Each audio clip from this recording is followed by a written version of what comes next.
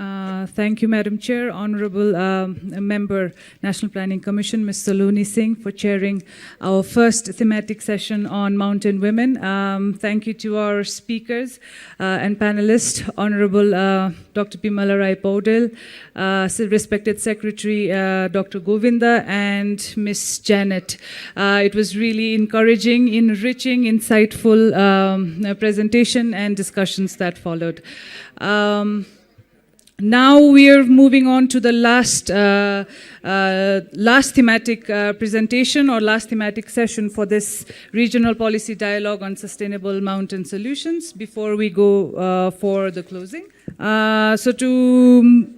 To move on and to chair this theme number 5, theme on mountain lowland connections, I would like to request our respected Secretary, Dr. Prem Narayan Karel, Secretary for Ministry of Forest and Environment. Sir, I'd like to invite you up in the stage and request you to chair this session for us. With this, I hand over the mic and the stage to you, sir. Good afternoon and welcome.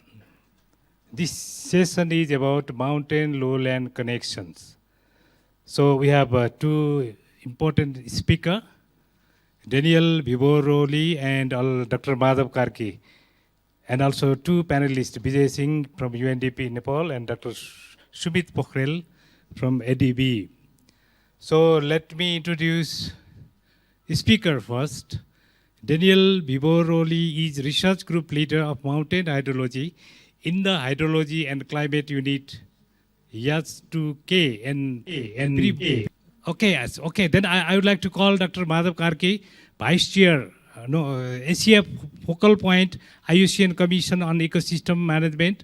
Dr. Madhav Karki is a natural resource management and environment expert with over 40 years of professional experience covering wide-ranging role and affiliation. He holds PhD in forestry from Michigan State University. He is an expert member of Nepal's Environmental Protection Council and the Vice Chair and Asia Focal of the IUCN Commission on Ecosystem Management.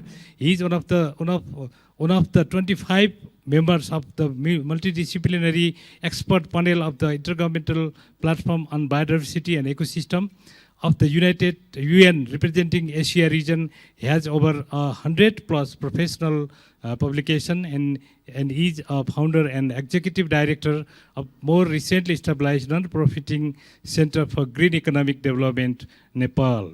So I know his additional information. He was the Dean of Institute of Forestry, campus of Nepal. I was graduating that time. So very renowned professor. So Dr. Madhav Karki, I welcome him in this presentation.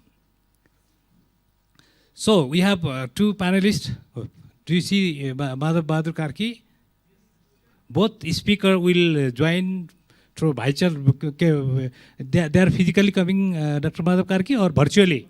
Okay, Madhav Karki is also virtually participating, presenting his presentation or speech. So we have two important panelists, Vijay Singh, UNDP, from UNDP. I would like to welcome Vijay sir here.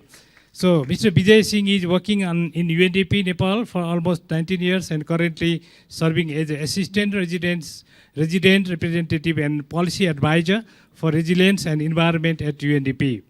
He has an experience of working with the government of Nepal, Ministry of Forest and Environment, for more than 12 years. So he's senior to us. His main area of work includes environment and natural resource management, climate change, renewable energy, disaster risk reduction, and resilience building. He has been involved in policy advocacy, negotiation, formulation, and designing of several joint projects in Nepal for the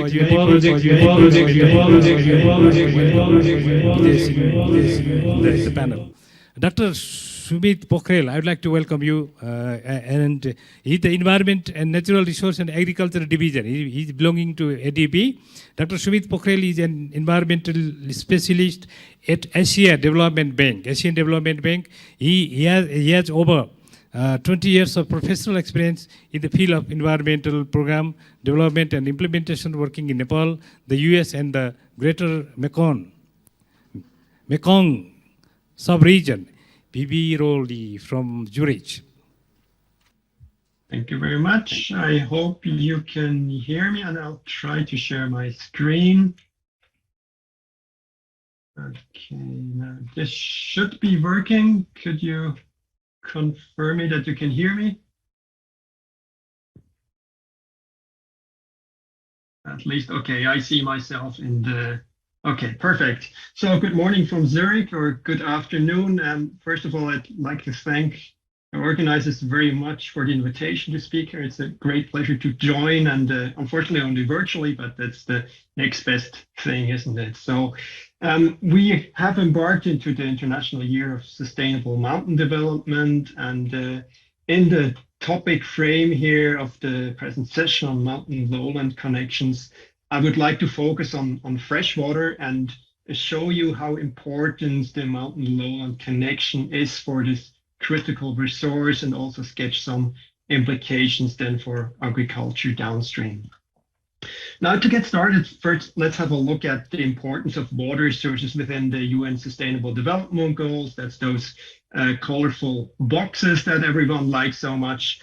So first of all, water has its own SDG, clearly an important resource, as I said, key resource for the 21st century probably. And there's a number of other SDGs that are very closely related to water, like no hunger via food production, or renewable energy via hydropower.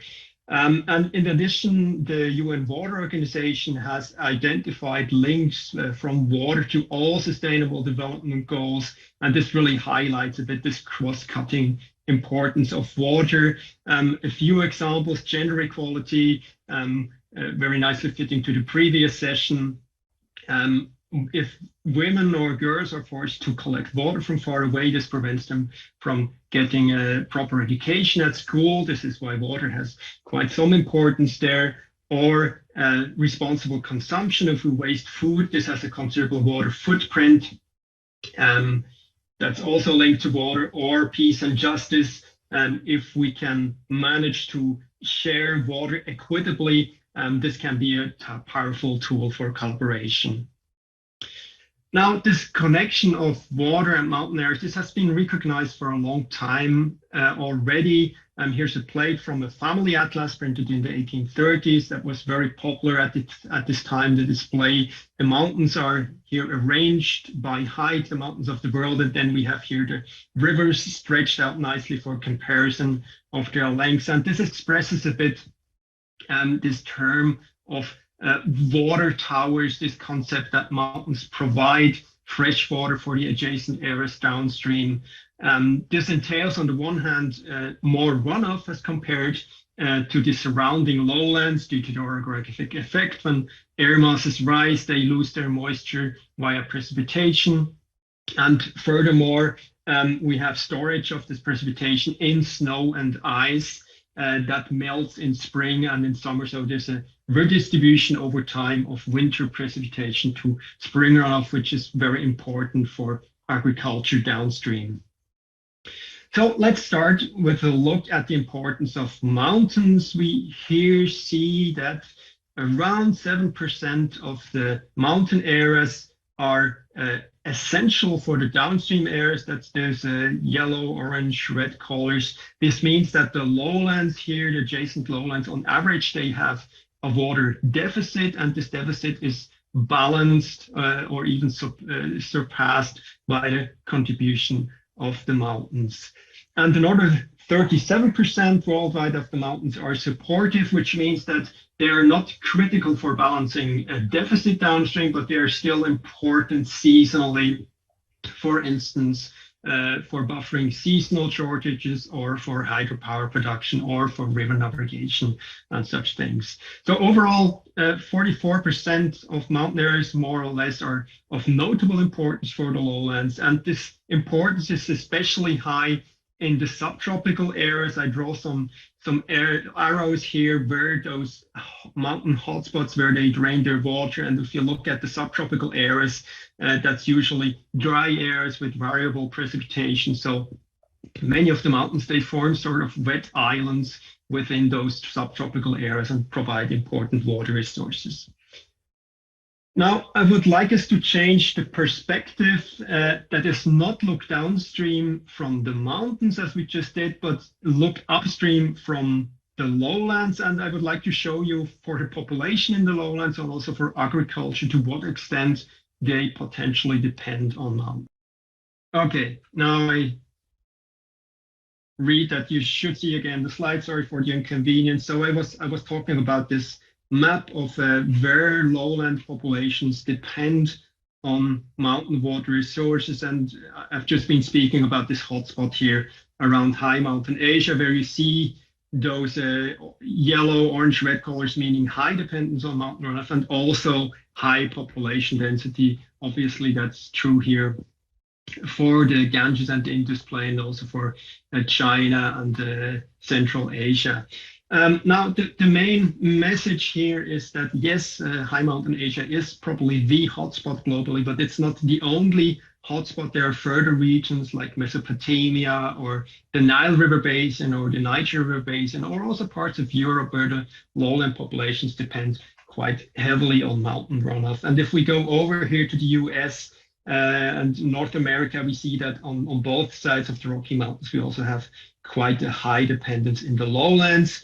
And I did omit here further continents that also have highly important lowland populations. I just provided you here 2 examples. We should not forget about the rest. So with the data we have available, we can also look at developments over time. This is a graph that shows the development from the 1960s into a projected future, again, under a middle-of-the-road scenario. So that's total lowland population, again, in those dependency categories. And we notice here for the essentially depending lowland population that it is strongly on the rise and is projected to further rise. So we started with 0.6 billion here in the 60s, and we can expect under a middle-of-the-road scenario that by mid-century we will have roughly 2.5 billion, or 40% of the lowland population heavily depending on fresh water that is coming in the rivers from the mountains.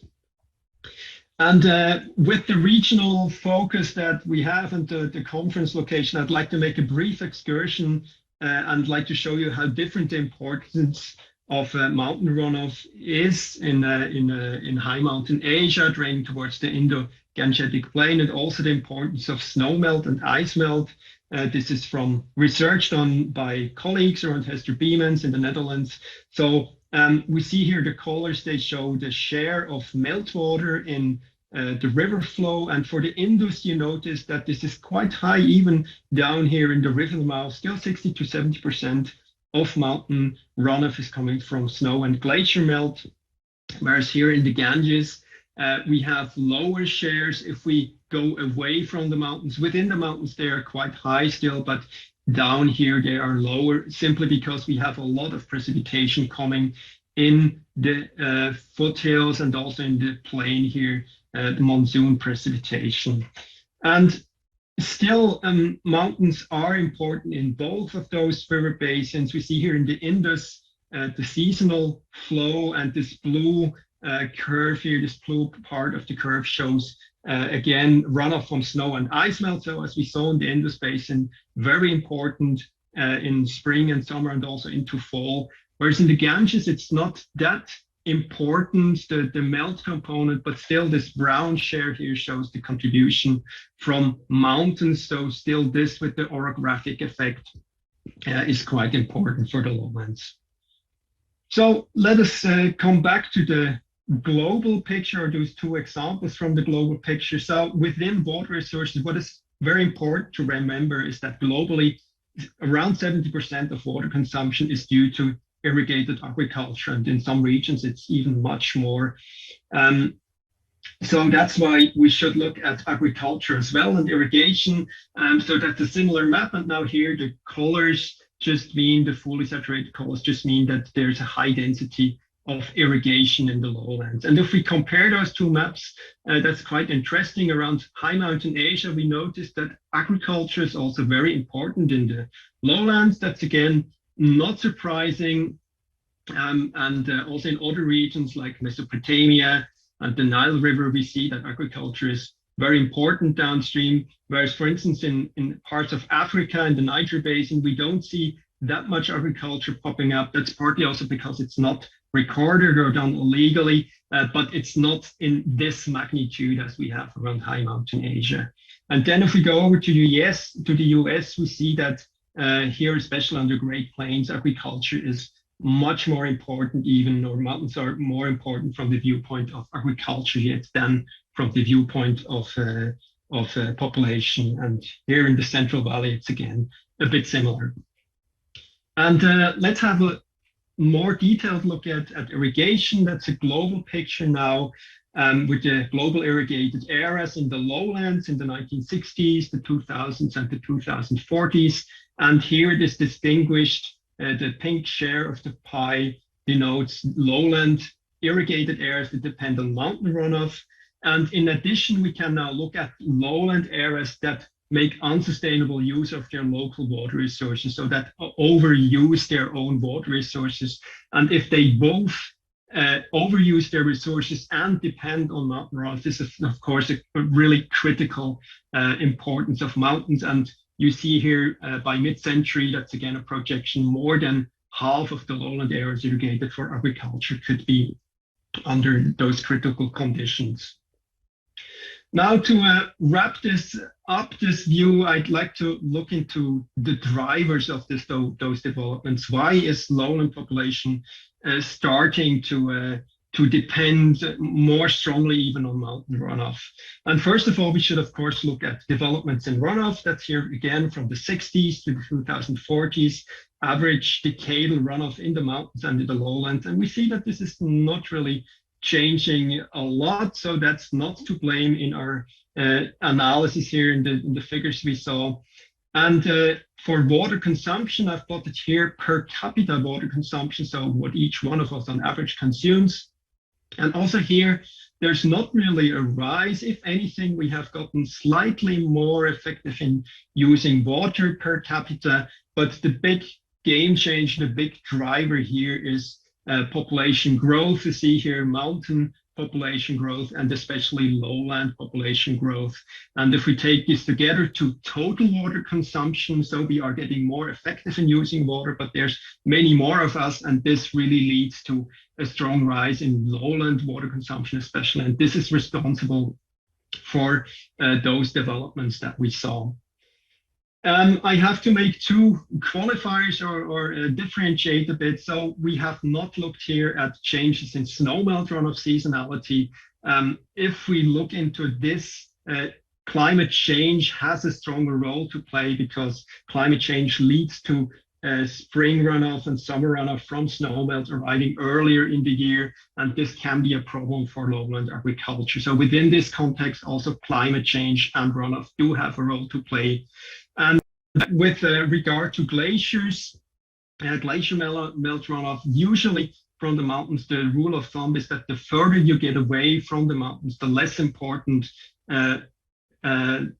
ice melt runoff is, glacier melt runoff is, but there are some exceptions like the upper Indus River Basin or the tropical Andes, where changes in the cryosphere, in the glaciers especially, are also highly relevant. So with this, let me come to some conclusions. I hope I was able to show you how much lowland benefit from mountain runoff. So what does this mean?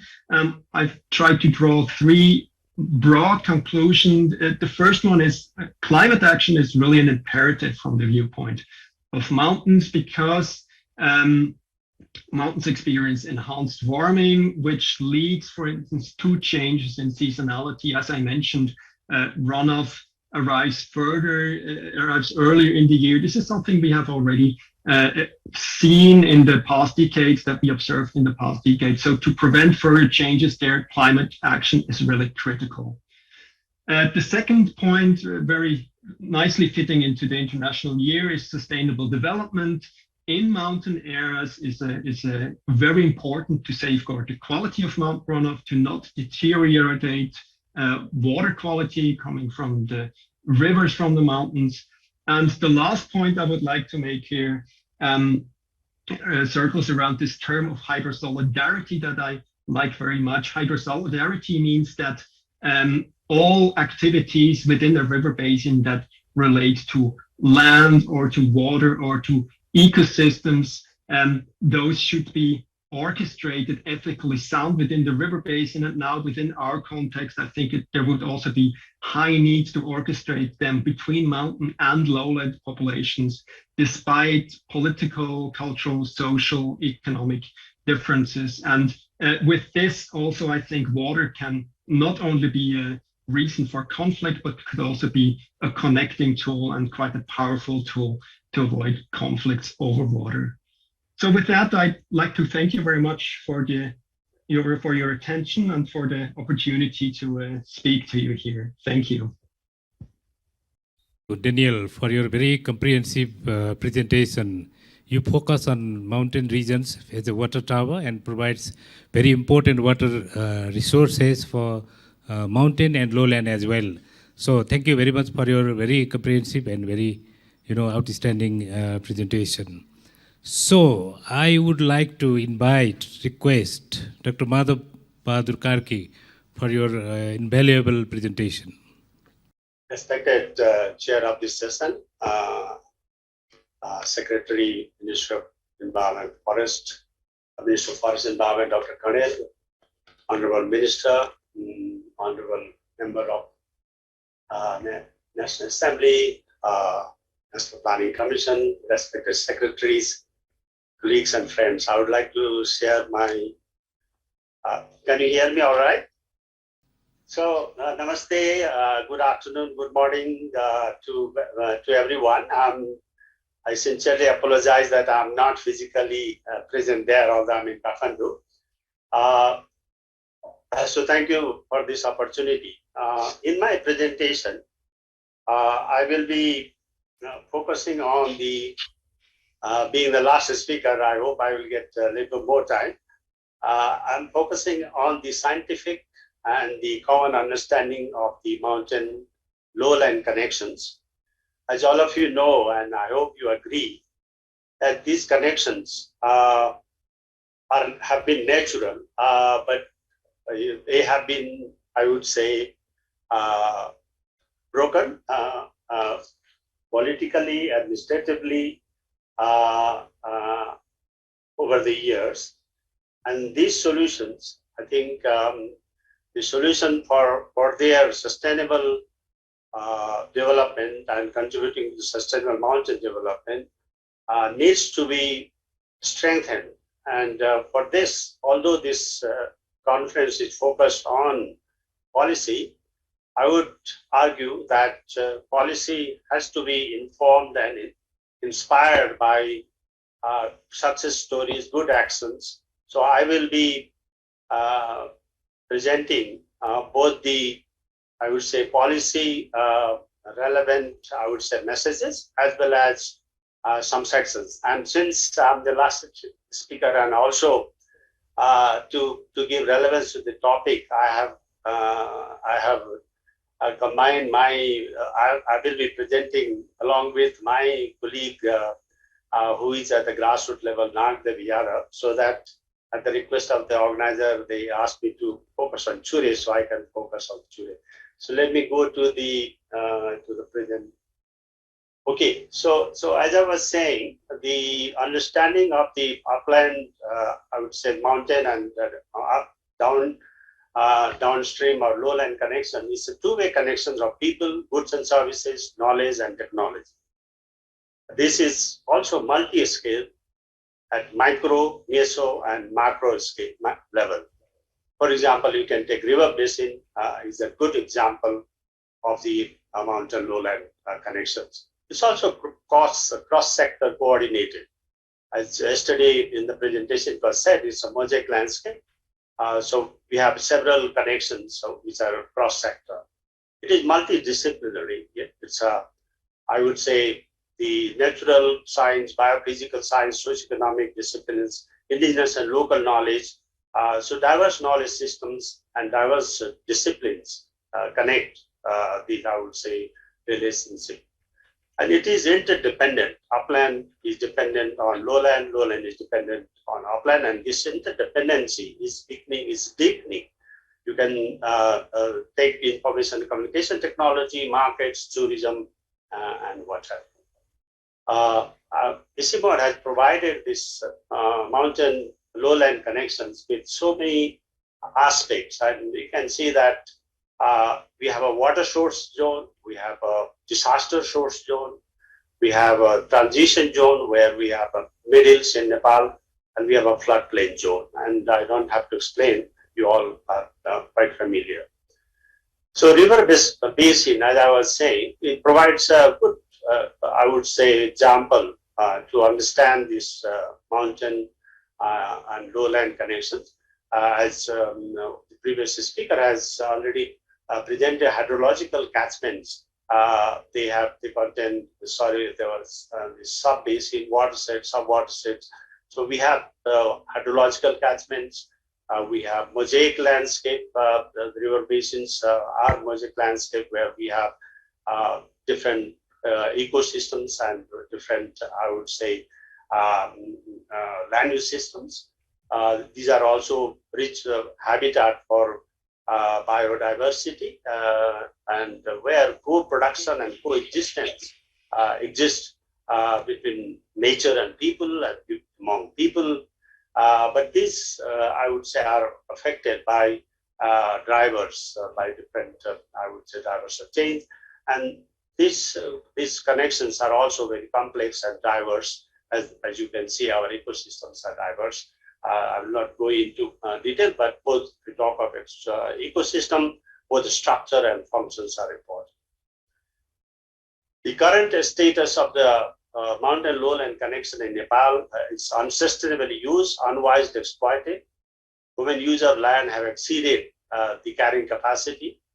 Unhealthy and undesirable consequences are happening, and you can see in the pictures, we have landslide, we have river pollution, soil erosion, what have you. And possible reasons: uncoordinated decision making, unscientific management. Honorable Dr. Bimla Pandey mentioned about lack of coherence, unscientific management. So these are some of the reasons. This ecosystem, I would say, degradation are causing decline in ecosystem goods and services. Most of the ecosystem services are in declining. Only food production, energy production, and of course, if you take our Nepal case, the siltation is increasing very, I would say, very, it is alarming manner. So this means that future supply of ecosystem goods and services, which are critical for sustainable mountain development, are at risk. We have too much, too little water scenario in the Hindu-Kush-Himalayan region, but this situation is becoming more frequent. As I will show you a few examples of our mountain lowland connection. These lowland connections at watershed level, you can see in this Gandaki hydropower. Ideally, when you have a catchment feeding water into the reservoir, it should be well forested so that the longevity of the hydropower can be increased. But in our case, we have a lot of source of siltation. You can see the Churia Hills and lowland connections in Tarai.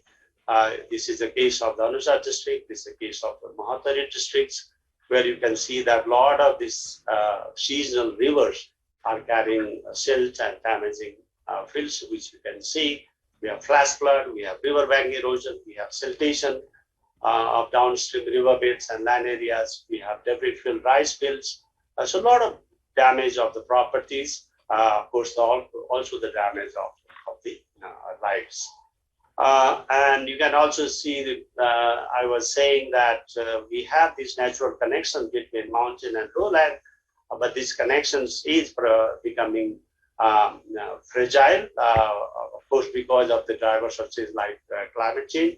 But we also have political division. For example, in Nepal, we have 7 provinces and which have been given authority to manage water and I would say ecosystem goods and services. And this is the case of the Lalpake River in I would say our southern region, where 2 provinces and 2 districts, 3 districts involved. So how we can manage this connection so that it becomes sustainable?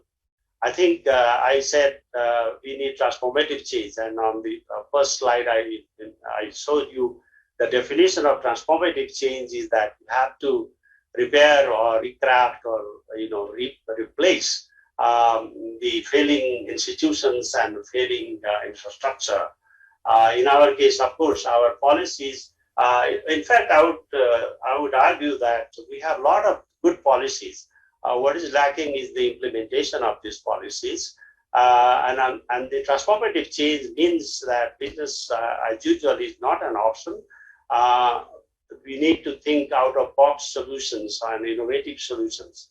And for example, if you take the river basin as an example of the mountain lowland connections, the traditional approach was very infrastructure development focused, whether, for example, it would be, I would say, dam for carrying irrigation water, or it would be dam for producing hydropower.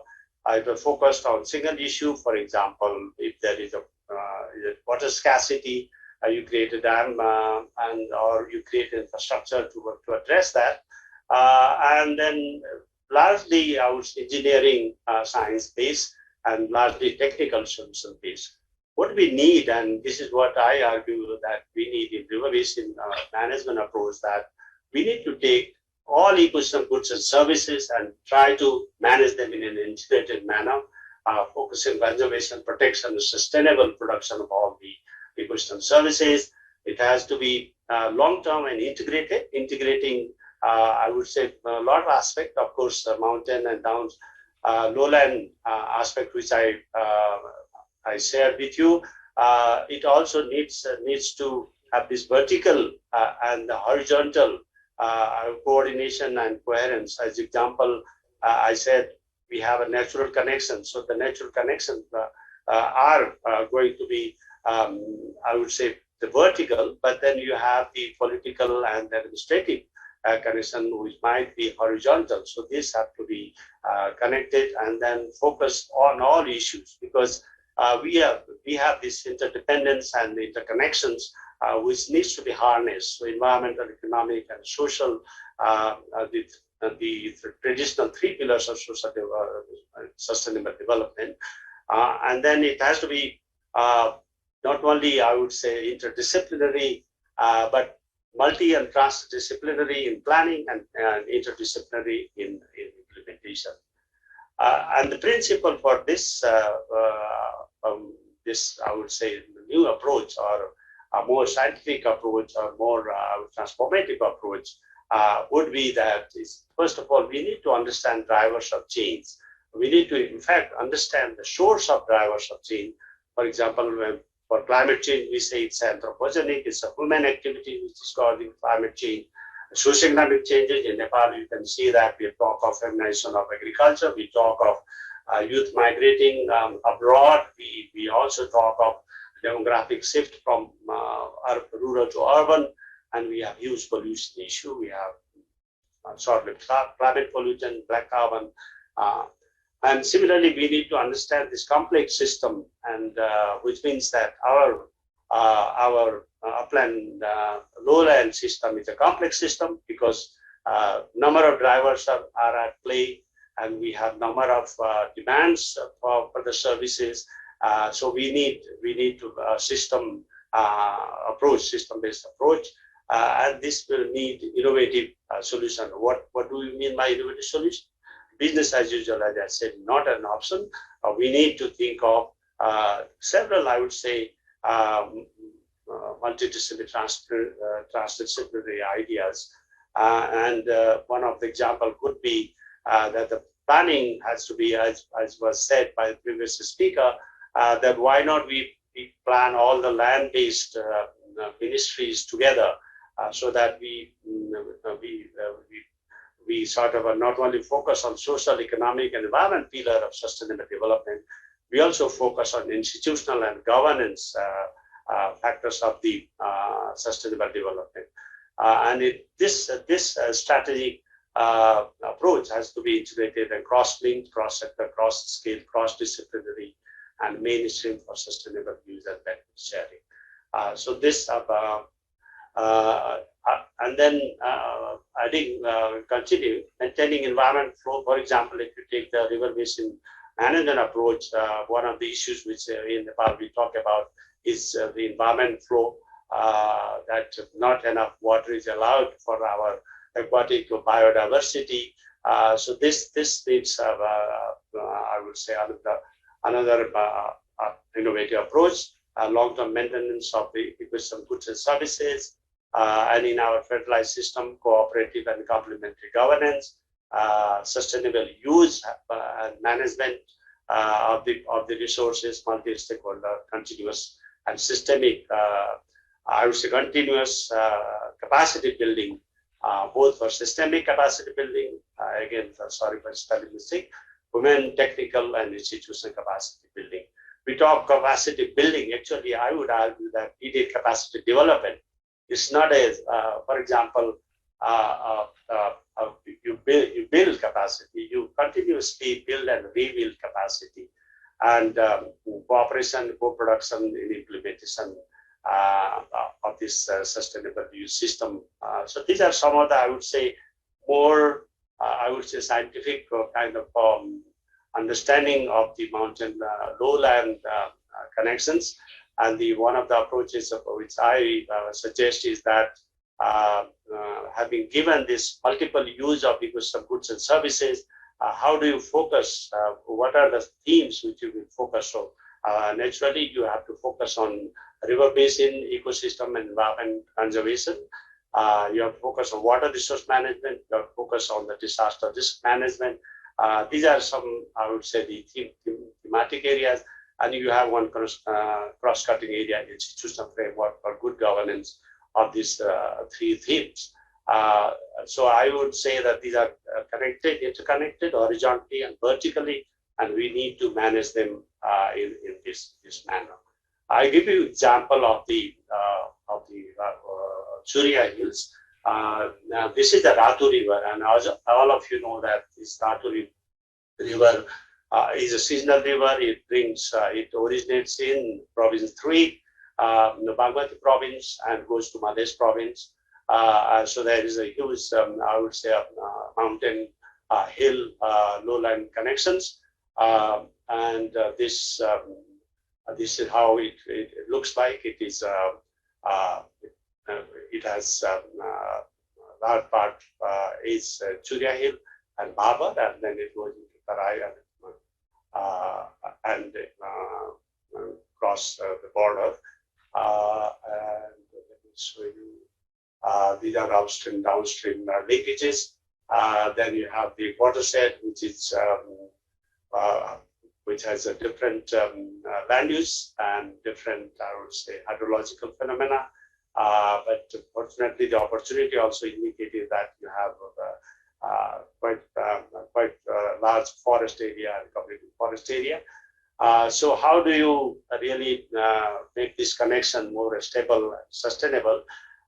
So our colleagues, this Community Development Advocacy Forum in who is in Bardibas, has proposed that we have to conserve water. We can do rainwater harvesting, we can do surface water harvesting. For this, you have to create a structure. So using our voluntary and I would say mobilized labor, we can create this because we have abundant labor and we can create water structure. We can store this surface water with this structure. And then these structures can be stable by doing some bioengineering work. Then you can see that we have different irrigation potential areas in the urban areas, and you need water to revitalize agriculture. But unfortunately, in the seasonal rivers, the water goes underground means that the debris flow and aggregates have covered this the whole river flow in the upper streams. The water appears only in the downstream, but then water is needed in the upper stream. So what our colleagues have done is that they have created this underground channel and dammed it with RCC structure so that the water level comes up, and that water is tapped and directed to the constructed channels, and these channels then provide agriculture, the irrigation for agriculture. But there is continuously, Churia being a very fragile hill, there is a continuous gully formation. There is also high human pressure. There is also cultivation. So we need to also conserve soil, and we need to also protect lowlands from the debris, from the silt and aggregates. So that if done, so that approach then can revitalize agriculture. You can see that we can have very productive agriculture, very productive rice fields, which usually if we leave it alone, then they will be damaged by these seasonal rivers, and we can have a very, I would say, nature positive and I would say inclusive food system, which nutritive food system with mixed farming system, which is essential for our survival actually, for the survival of people.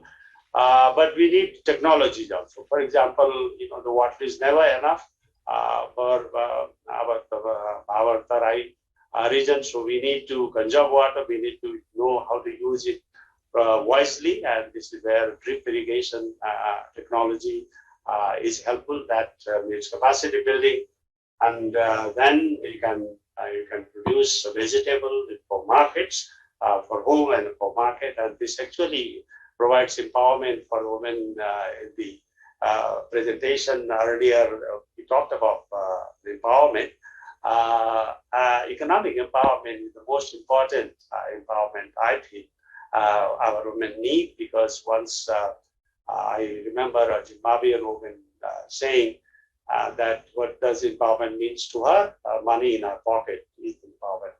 This is why we also need our mountain women to have money in their pocket. Perhaps this would be the empowerment. So also to have these connections sustainable and useful for all the communities. This example is Ratu River is very inspirational because it also has early warning system.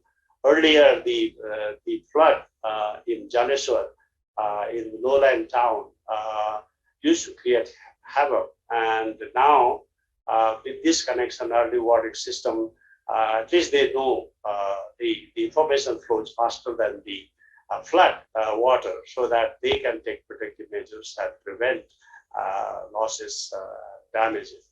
So let me conclude. So we have this, I would say, drivers of change: climate change, socioeconomic change, political change, pollution.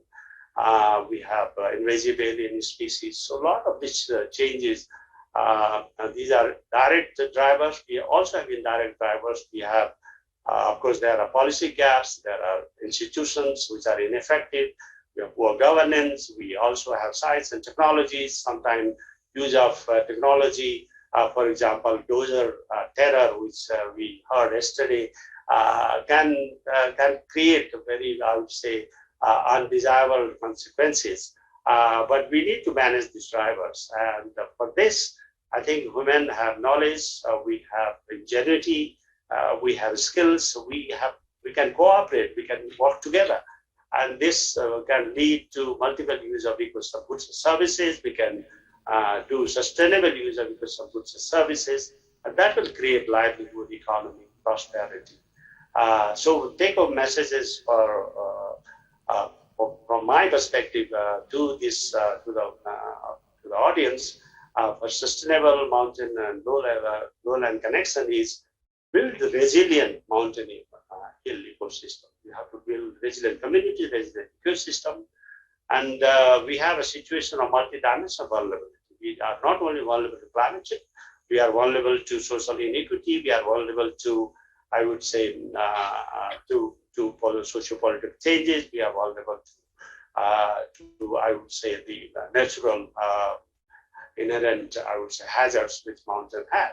So we have to respond to multi-dimensional vulnerability by doing multi-hazard assessment, with preparing adaptation, mitigation, livelihood approaches, and take decision through its integrated knowledge management. As I told you that we have diverse knowledge system, we need to integrate them. We have to recognize indigenous local knowledge, which have also yielded good practices, and these practices need to be somehow recognized, integrated into scientific practices.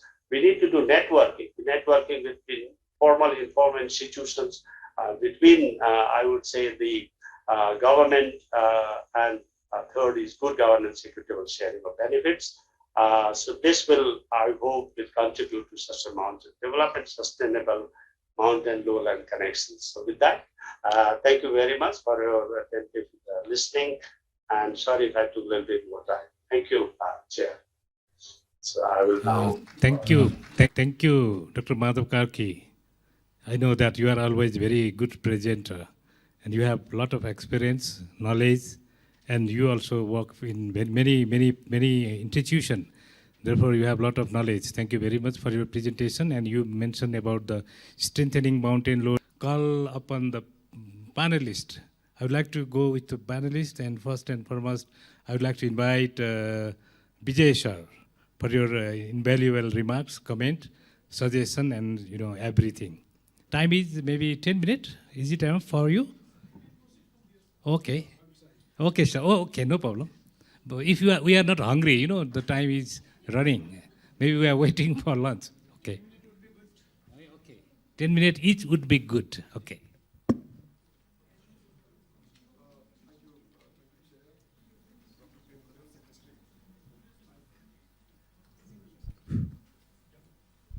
Yeah, thank you, Chair. Dr. Prem Kanel, Secretary, Ministry of Forest and Environment, Honorable Member of National Assembly, respected secretaries, respected dignitaries, colleagues, ladies and gentlemen.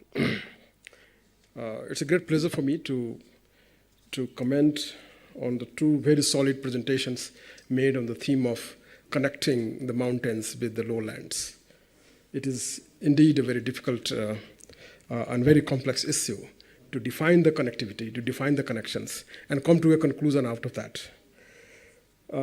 So I want to congratulate the two presenters who made a presentation on the topic, and their presentations were guided by evidences from the science.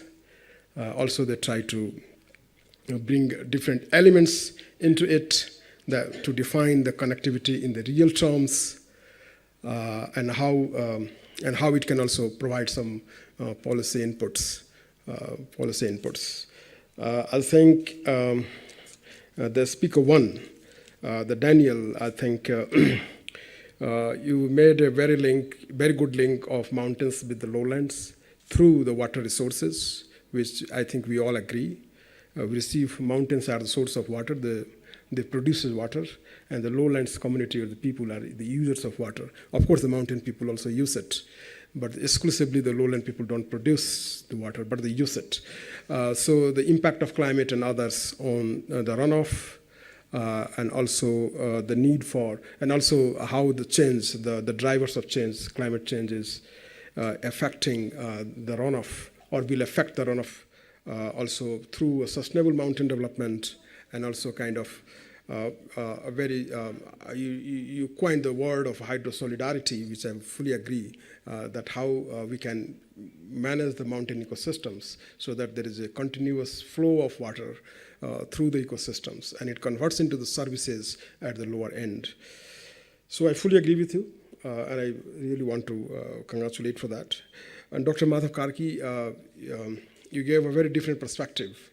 You try to define the issues, you try to define the drivers which actually make a disconnect between the connectivity which is the natural connectivity between the mountains and the lowlands. So there are many factors that under the driver, socioeconomic, vulnerability, external, internal, many factors. But I think in your presentation as well, you emphasized on the water resources as the main connector of highland to the lowland. But of course, water appears also in very extreme forms, and which is sometimes become very, very unpleasant. And we gave example of the Sivalik water conservation issues, which are linked to the flatlands in Tarai context. And I think your presentation was very much focused on how we use the integrated approaches for the river basin management, how we use the multidimensional, the poverty indices or indicators into the integrated planning for the watersheds. That is very, very relevant to that. I think driving on these two, I was also thinking of how can I present to the audience here from the policy perspective. I know the people here who has been working on the policies in Nepal for quite some time. So from that perspective, allow me to give my own perspective to that. I will also present here, and I have listened the presentations made by the several colleagues yesterday, and also the commentators. So based on that, allow me to give my own opinion on that. I think when we talk about highlands connectivity to the lowlands, what things that come into my mind, it has already come here. It is through the rivers, it is through the landscapes, it is through the forests, it is through the ecosystems. There is a continuous, in case of Nepal and many other countries, we see how the roads are being built. And yesterday in the first presentation, the Director General of PC Mode made it very clear, gave it a very clear example of if the Switzerland, being a mountainous country, he was giving the example of Alps mountains, if they can make a very sustainable roads in the Switzerland, then why we cannot do it? It is just not because we don't have enough resources, but it is also because of our own commitment towards that. We don't think that this is the way of sustainable development. We think that what we do today, if it serves for next 10 years, is sufficient. And then we think that after next 10 years, we will take a rest, and then we will start thinking of building the same road in another way that will go for another perhaps next 10 years. The cycle rotates, and that has a huge cost to pay for the humanity.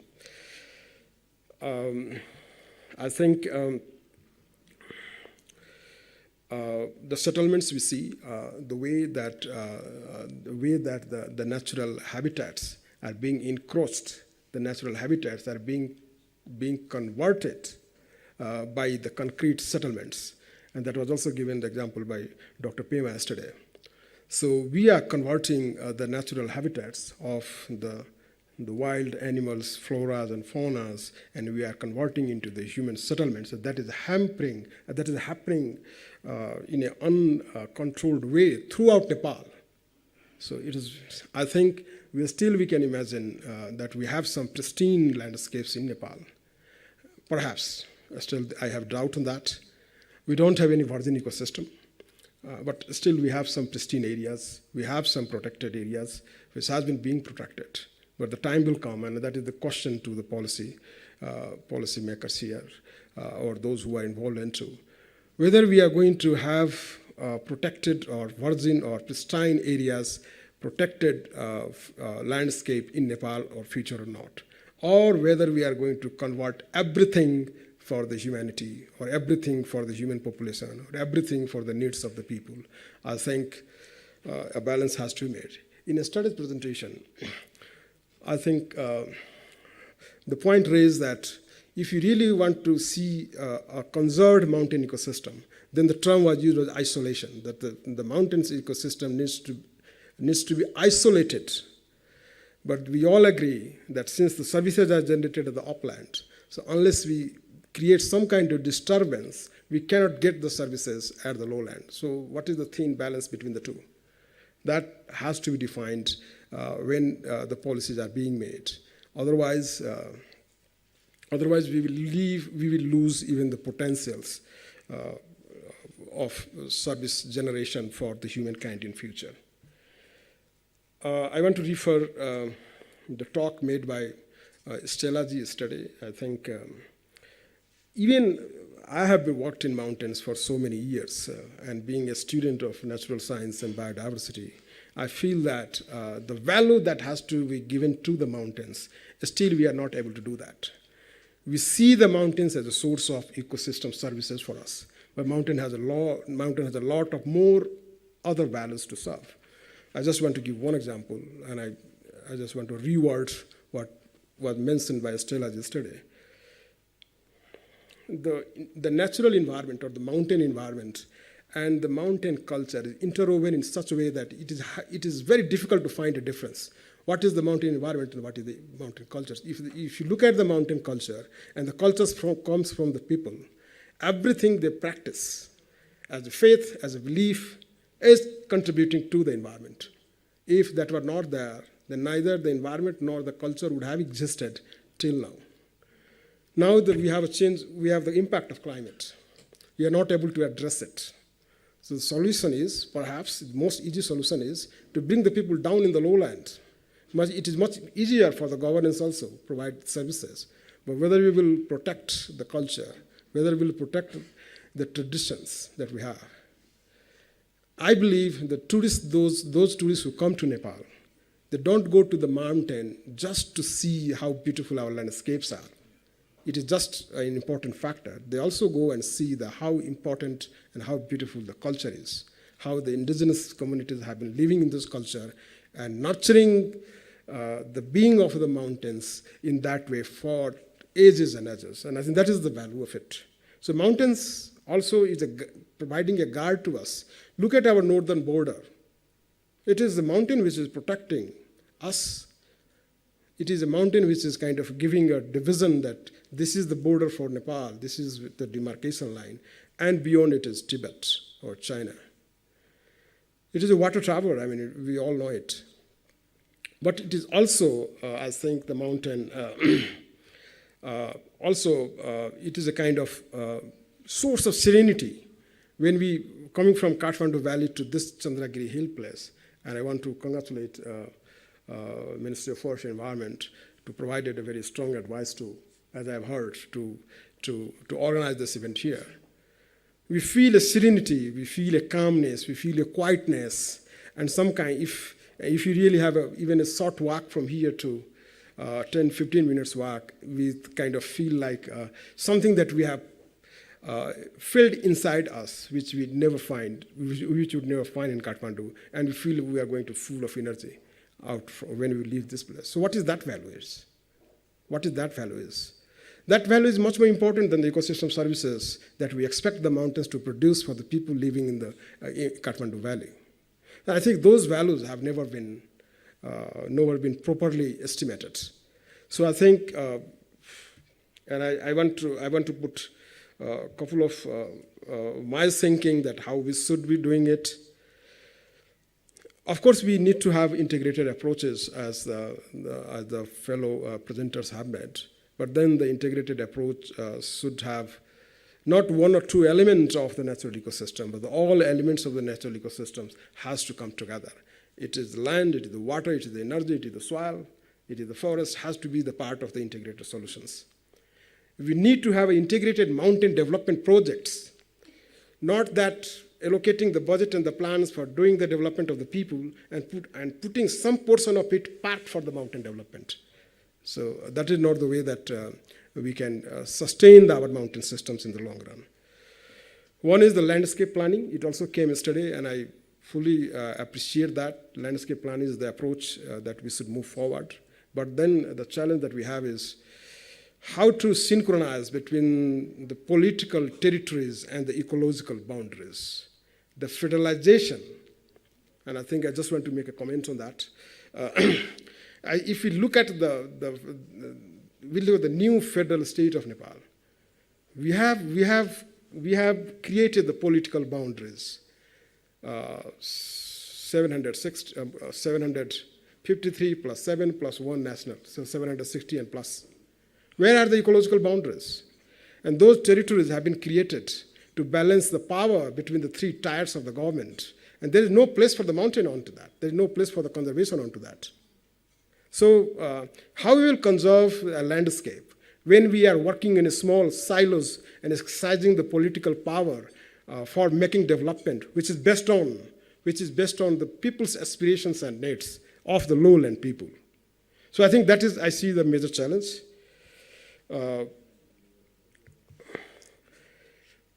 I think this is the time now. Environmental governance is a very old subject which we studied in our colleges, but now it's time to rethink about how the environmental governance can be translated into the sustainable mountain development. So the environment should be the deciding factor to define the everything which we talk about the development. Otherwise, it is not going to sustain. I just give two examples.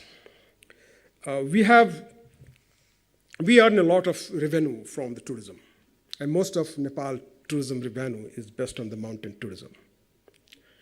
And we have the people living in the mountains who go to the bed empty stomach in the evening. So where those revenue goes, I mean, I know the complications in the system that we have, but just the basic question is, the mountain people or the mountain ecosystems help the country to generate a lot of revenues, but the people have to go to bed without even minimum food. Every year, I visited Humla just a couple of months back, and I realized that situation there. We are rich in hydropower. Now we are thinking of trading the balanced power to other countries to get the revenues out of it. But the mountain people are living in darkness. So how to justify it and how to bring it to the policy decisions? I think they are something that I think we need to look at. The last point is I think the investment has to be made. It also came yesterday, but I just want to highlight. It also clicked me. The investment or the investment decision has to be made on the priorities, not just counting the heads, which is kind of the political, I think, the political impulse behind that. So we count the number of heads. Even the Nepal's federalism is based on identity, and there was a lot of compromise being made. So I'm just making it because when we get down to the policy discourse or advocacy, or even in Mustang Summit, we are talking about to make it in the next 2 months, 3 months from now. I think this should come. Otherwise, the issues of mountains, again, it will just be a kind of rhetoric issue. We are a mountain country. We know our mountains.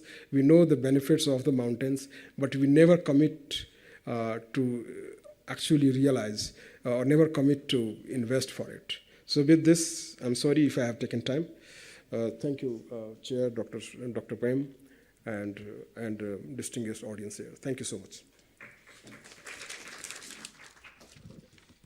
Thank you very much, Vijay Singh Shah, for your very invaluable thought. You have discussed about how mountain and lowland can link in sustainable way, and what is the way forward so that sustainable mountain development can be achieved. Thank you very much for your very invaluable thought. Now I would like to call upon Dr. Sumit Pokhrel for your invaluable thought. Thank you.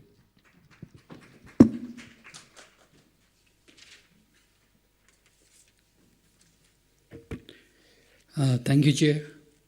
Greetings to everyone. I think there has been lots said, and being the last speaker, probably there isn't much I can add in terms of value to what everybody has already spoken about. But then maybe I want to take on one aspect. I think the last point the previous speaker made, I think the investment. I think that is one aspect that probably needs to be unbundled a little bit more. I think we are talking about natural resources management in mountain ecosystems. If we equate that with natural capital, the concept of natural capital, and I think we also heard from our previous speakers like Daniel and also from Madhavji, we're looking at stock, the natural resources that we have in mountains. and the flow that the productive sector, the communities, the population is utilizing in lowlands and valleys. There is intrinsic linkages, right, in terms of ecosystems, ecosystem services, and the economic activities that is happening. Not to say or undermining the role of any of that. There is value to everything that is happening in that linkage. But what is missing, and I think this was touched upon very much in the earlier discussion when it comes to gender, is the price and compensation. The price and compensation for the ecosystem services that these natural stocks are providing uphills. Economic valuation is the critical aspect. It's a very important aspect. But then, okay, there is economic value. But then how to translate that economic value into something more tangible in terms of revenues, in terms of profits, in terms of prices. I think that is something we have to look into and then start looking into a model that will be win-win for everyone. Somebody once told me, like if you look at natural capital as a bank balance that you have in your account, we are living on the principal amount that we have put it in the bank. We're living in the interest. We're also taking away the principal amount by taking out the resources from the stock. But what we are not doing is we are not replenishing it. We are not reinvesting it. And we need to find a model how to do that, right? We did talk a lot about integrated approach, integrated management practice. But again, this morning there was saying like cross-cutting but doesn't cut anything, right? I think, so again, we have to be careful. I think what we are trying to say, again, somebody said, think globally, act locally. Plan in an integrated manner, but implementation has to be sectoral. Implementation will happen sectoral because we are not going to change our institutional mechanism overnight. I don't know any country where the country has decided to do without sectoral institutions and agencies and implementation mechanism. So we have to keep that in mind. But then we have to come up with the innovative delivery vehicles, right? The vehicles that will allow us to reach to the communities. And so there are opportunities now, right, in terms of like investments. Like we're talking about climate finance, we're talking about carbon market, even capital market. Now there's several private sectors that are willing to invest in natural resources to secure the supply chain. But I think it's the time where we have to think about it and try to put it in the right policy instruments where we can leverage private sector investments. And we need to come up with the models that will help to do that. Again, those could be in terms of funds. It could be in terms of blended financing models together with private sector. But critical is also to deliver technological solutions, also know-how to the communities and enterprises that we are working with. So again, there are plenty of opportunities, also plenty of work to do. Again, look at, I think, this investments and private sector, and then really try to build on the enterprises that we have at the community level. And again, so I think that is something that we are very much trying to do at ADB, Asian Development Bank. We do have very aggressive targets now when it comes to climate change adaptation, natural resources management. We are trying to increase our portfolio. We have done some work in past in Nepal in integrated watershed management and livelihoods. Now we are launching a new project. I'm processing it right now, targeting Karnali and Sudur Pashchim, what we are calling climate resilient landscapes and livelihoods. So landscapes, to bring that integrated thinking, but livelihoods, we have to act at the local level, at the level of the people. Thank you.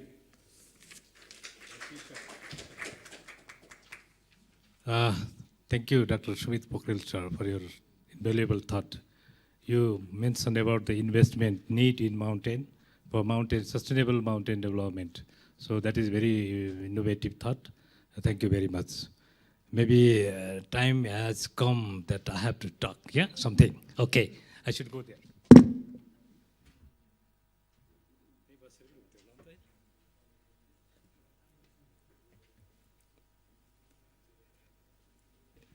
So, respected Secretary from National Planning Commission, Joint Secretaries, UNDP Resident Representative, FAO Country Representative, WWF Country Representative Dr. Kanagurung, IUCN Representative, dignitaries, speaker, panelist, distinguished participant.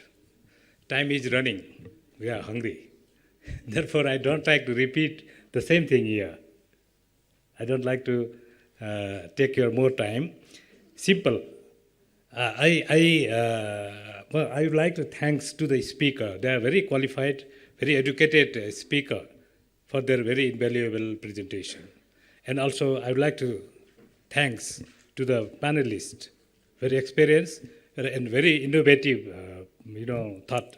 They provide very innovative thought. I don't like to explain their, view here. They already mentioned you. So simple.